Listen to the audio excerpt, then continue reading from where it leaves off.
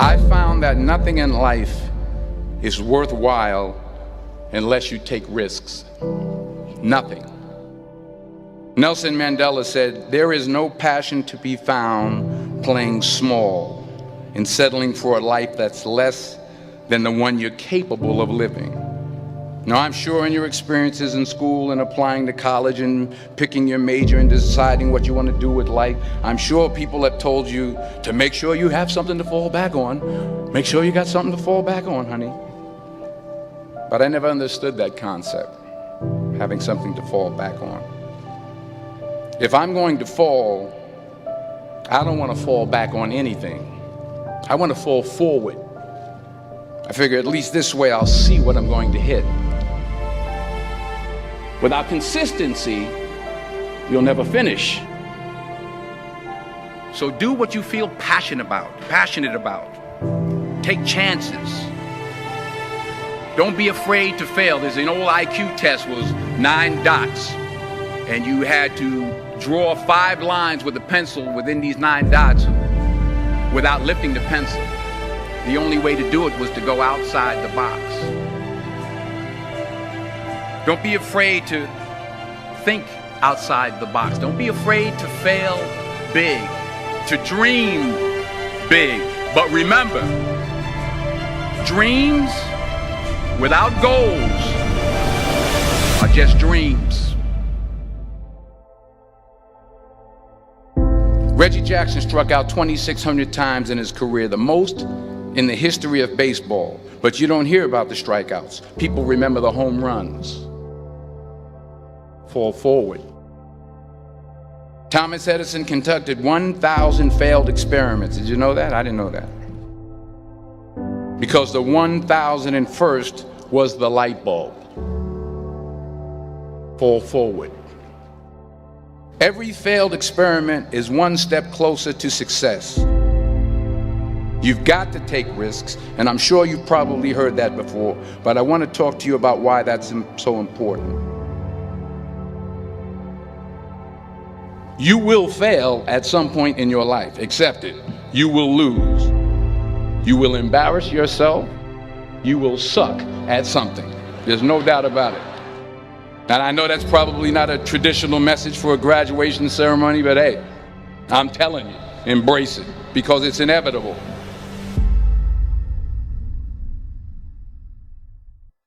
In the acting business, you fail all the time. Early on in my career, I auditioned for a part in a Broadway musical. Perfect role for me, I thought, except for the fact that I can't sing. I didn't get the job. But here's the thing. I didn't quit. I didn't fall back. I walked out of there to prepare for the next audition, and the next audition, and the next audition. I prayed. I prayed. And I prayed. But I continued to fail, and fail, and fail. But it didn't matter, because you know what? There's an old saying, you hang around the barbershop long enough, sooner or later you're going to get a haircut. So you will catch a break, and I did catch a break. Last year, I did a play called Fences on Broadway. But here's the kicker. It was at the Court Theater. It was at the same theater that I failed that first audition 30 years prior. The point is, every graduate here today has the training and the talent to succeed. But do you have the guts to fail? If you don't fail, you're not even trying. I'll say it again. If you don't fail, you're not even trying. To get something you never had, you have to do something you never did. So imagine you're on your deathbed, and standing around your deathbed are the ghosts representing your unfulfilled potential. The ghost of the ideas you never acted on. The ghost of the talents you didn't use. And they're standing around your bed, angry, disappointed, and upset. They say we came to you because you could have brought us to life, they say. And now we have to go to the grave together. So I ask you today, how many ghosts are going to be around your bed when your time comes?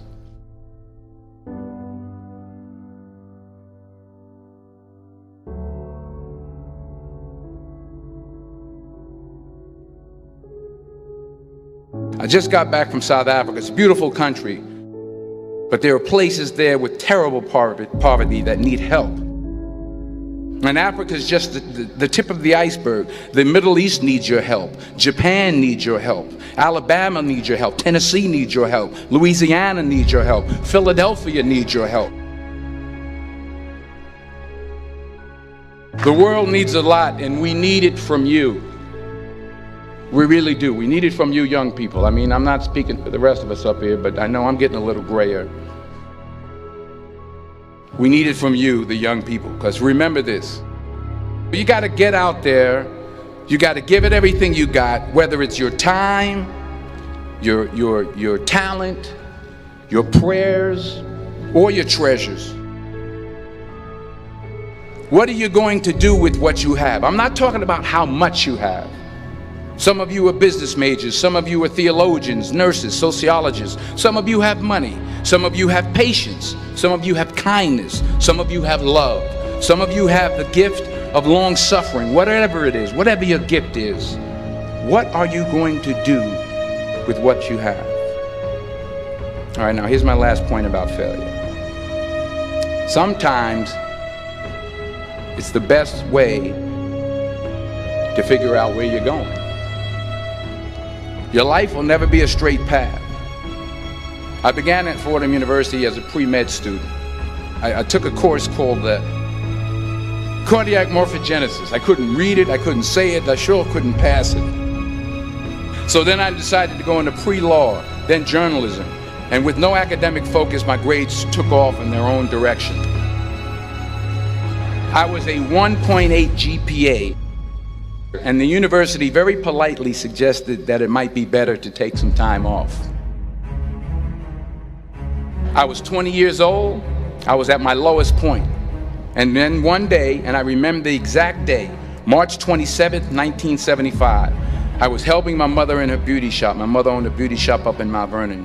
And there was this older woman who was considered one of the elders in the town. And I didn't know her personally, but I was looking in the mirror, and every time I looked at the mirror, I could see her behind me, and she was staring at me. She just kept looking at me. Every time I looked at her, she kept giving me these strange looks. So she finally took the dryer off her head and she said something I'll never forget. She said, "Young boy, I have a prophecy, a spiritual prophecy."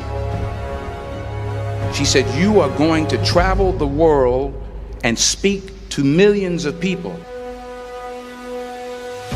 And in the years that followed, just as that woman prophesied, I have traveled the world and I have spoken to millions of people through my movies. Millions who up till this day couldn't see me, who up till this day I couldn't see while I was talking to them, and they couldn't see me, they could only see the movie. They couldn't see the